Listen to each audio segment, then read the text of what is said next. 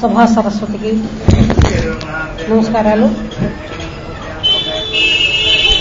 ఈ సంవత్సర సమేత ఆంజనేయ స్వామి వారి దేవాలయంలో ఈ గీతాయజ్ఞం సందర్భంగా, గీతా జయంతి సందర్భంగా మనం ఏర్పాటు చేసుకున్నటువంటి ఈ కార్యక్రమంలో దుర్గాప్రసాద్ గారు మమ్మల్ని ఇక్కడికి రమ్మని మా చేత మీకు తెలియందేం కాదు, తెలుసు, కానీ ఇంకొకళ్ళని చెబితే మనకు తెలిసిందే, ఇంకొకళ్ళు చెబితే అదొక రకమైన ఆనందం. మనకు తెలియనిదేముంది అందులో. ఇక్కడ ఉన్నవాళ్ళు ఎక్కువగా మాటలు ఉన్నారు కాబట్టి చెప్తున్నా. మనకు కూరలో ఉప్పు వేయడం తెలియదు, తెలుసు, కానీ పక్కన వాళ్ళు ఉంటే ఏమంటాం, ఇంత ఉప్పు వేయమంటావా, ఇంకొంచెం ఏమంటావా అని అడుగుతాం. అంటే మనం రోజు చేయటల్లా, ప్రతిరోజు పక్క వాళ్ళు వస్తున్నారా మన ఇంటికి, రారు, కానీ ఉన్నప్పుడు అడుగుతాం. ఎందుకని? అడిగే పద్ధతి. వాళ్ళు చెప్తే ఓహో తక్కువైనా ఎక్కువైనా పర్వాలేదు, ఇంతే కావచ్చు అని నేర్చుకుంటాం. అట్లనే ఈ విషయాలు ఏమీ మీకు తెలియనివి కాదు, అన్నీ తెలుసు అని మా బోటి వాళ్ళకు కూడా ఒక అవకాశం కల్పిస్తుంటారన్నమాట. మీరు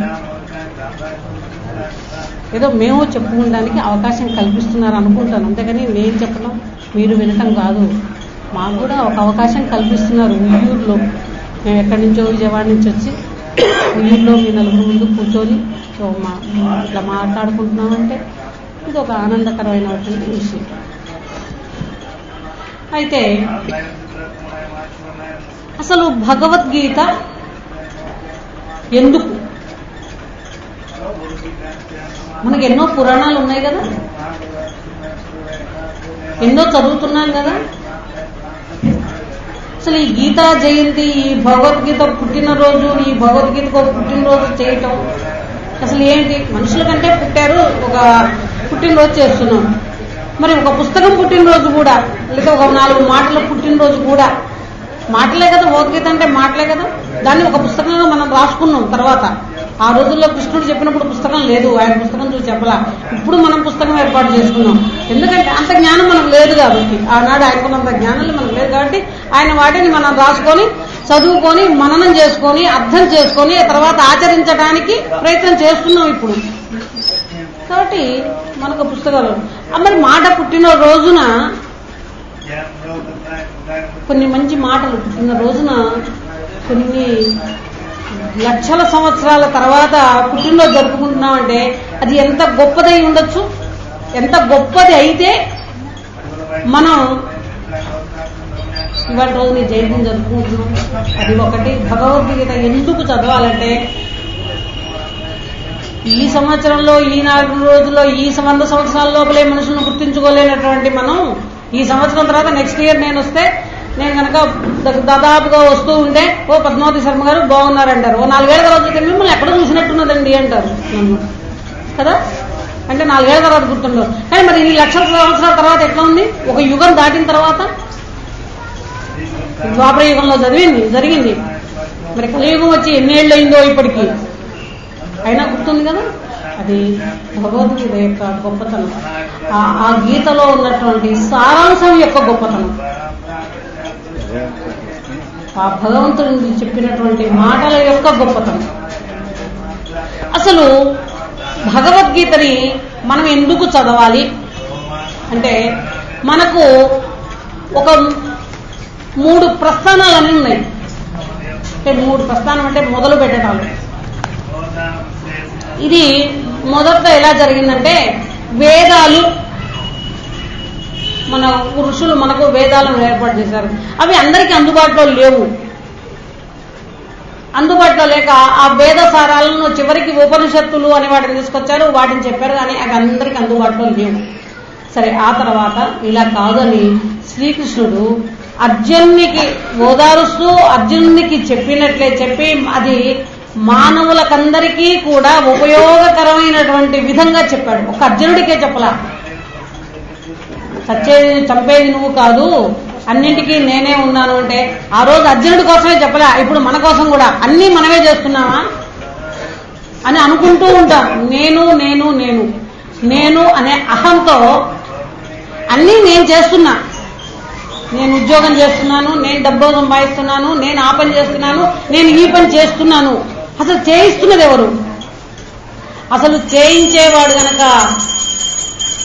ఊరుకుంటే, చేయించకపోతే మన చేత మనం ఏమీ చేయలేము. అసలు ఆ విషయం మనం తెలుసుకున్నట్లయితే, మనం ఏమీ చేయలేము అనే విషయం గనక తెలుసుకున్నట్లయితే, నేను అనే అహాన్ని గనక చంపుకున్నట్లయితే మనం కూడాను భగవంతుడి దారిలో నడవడానికి చాలా దూరం వెళ్ళిన వాళ్ళం అవుతాం.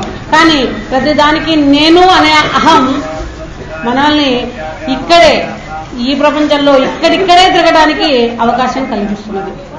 ఆ నేను అనే అహాన్ని చంపుకోవాలి. అయితే ఈ విశ్వం అంతా కూడాను, విశ్వం అంటే జగం, మనకు కనిపిస్తున్నది. పక్షాదులు, చెట్లు, చేమలు, మనం, జంతువులు, నీళ్లు, గాలి, ఇవంతా కూడాను మొత్తం కలిపితేనే విశ్వం. ఈ విశ్వంలో సర్వులకు కళ్యాణం మంచి జరగటం కోసంగా చాటి చెప్పిందే ఈ భగవద్గీత. ఇందులో భగవద్గీత చెప్పిన తర్వాత చాలా మందికి అర్జునుడు విన్నాడు, యుద్ధం అయిపోయింది, ఆ యుగం అయిపోయింది, కొత్త యుగం వచ్చింది. ఈ భగవద్గీత చదివే కొద్దీ జనాలకి అనుమానాలు రావడం మొదలుపెట్టి, ఒక ప్రస్థానం ఉపనిషత్తులు, ఒక రెండో ప్రస్థానం భగవద్గీత, మూడో ప్రస్థానం ఈ బ్రహ్మసూత్రాలు అని ఈ భగవద్గీతనే కొంచెం సులభమైనటువంటి మార్గంలో చెప్పడం జరిగింది వ్యాసుల వారు. ఈ మూడు రకాలని, వీటినే ప్రస్థానం త్రయము అంటాం. అసలు మనం భగవద్గీతను చదివితే ఏంటి అనేది మనం తెలుసుకున్నాం ఇప్పుడు. ఎందుకంటే భగవద్గీతలో నేను ముందే చెప్పాను, మీకు చాలా తెలుసు, మీకు అందరికీ తెలుసు అని. అసలు చదివితే మనకేమొస్తుంది అనేది ముందు తెలుసుకుంటే ఎందుకు చదవాలో ఇంకా బాగా తెలుస్తుంది. 18 అధ్యాయాలతో 700 శ్లోకాలు ఉన్నాయి ఈ భగవద్గీత. అందులో అర్జున విషాద యోగం మొట్టమొదటి అభ్యాసం. మొదటిది అర్జున విషాద యోగం.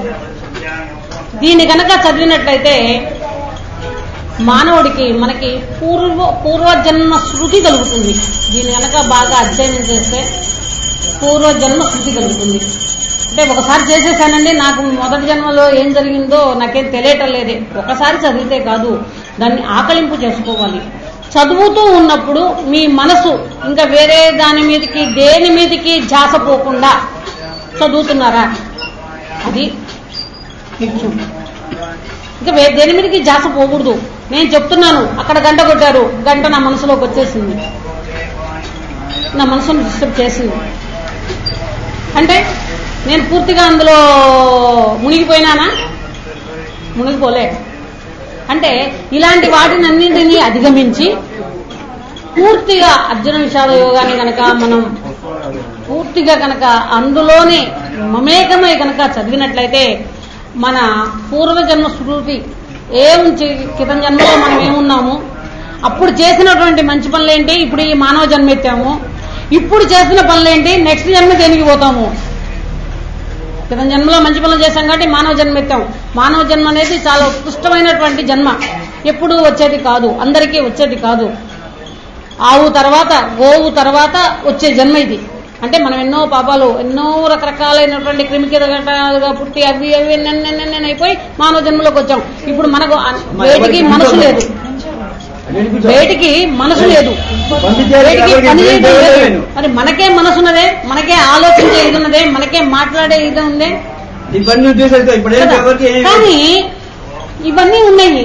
మరి ఇప్పుడు ఇంత మంచి జన్మ ఇప్పుడు మనం చేస్తున్నది ఏంటి అంటే, ఈ దాటితే ఇది దాటితే ఇప్పుడు మంచి పనులు చేస్తే అసలు మోక్షం లభిస్తుంది. ఇప్పుడు లేకపోతే మళ్ళా మొట్టమొదలు జన్మ మొదలవుతుంది, ఏ క్రిమి కీటకంగానో మొదలవుతాం. మళ్ళా మానవ జన్మ వచ్చేటికి మనకి ఎన్ని యుగాలు పడుతుందో. అది పూర్వజన్మ స్మృతి కలుగుతుంది అర్జున విషాద యోగం కనుక. తర్వాత రెండోది సాంఖ్యాయోగం, ఆత్మస్వరూపం. అసలు మన ఆత్మ, అసలు మనం ఏంటి, మనం ఎందుకు ఇక్కడికి ఎందుకు వచ్చాం, మనం ఏం చేస్తున్నాం. విషాదయోగంలో శ్లోకంలో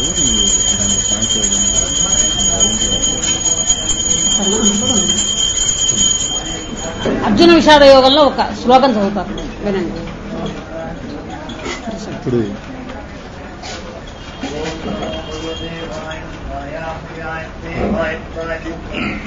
ఇంతకుముందే మనం చెప్తున్నాం, కురుక్షేత్ర రణరంగంలో అటువైపు సైన్యం ఇటువైపు సైన్యం మధ్యలో భావమరిది గారు అర్జునుడికి అటు చూశాడు, ఇటు తాతలు తండ్రులు అందరూ కనపడ్డారు. మరి అలాంటప్పుడు ఈ యొక్క భగవద్గీత మొదలుకోతుంది కాబట్టి మొట్టమొదటిగా ఆ భగవద్గీత శ్లోకంలో అక్కడి నుంచి సాంఖ్యయోగానికి తీసుకెళ్తారు. ప్రతిబోధిత భగవత నారాయణేన స్వయం వ్యాసేన గ్రథిత పురాణమునినా మధ్యే మహాభారతం అద్వైతామృతవర్షిణి భగవతి అష్టాదశాధ్యాయిని అంబా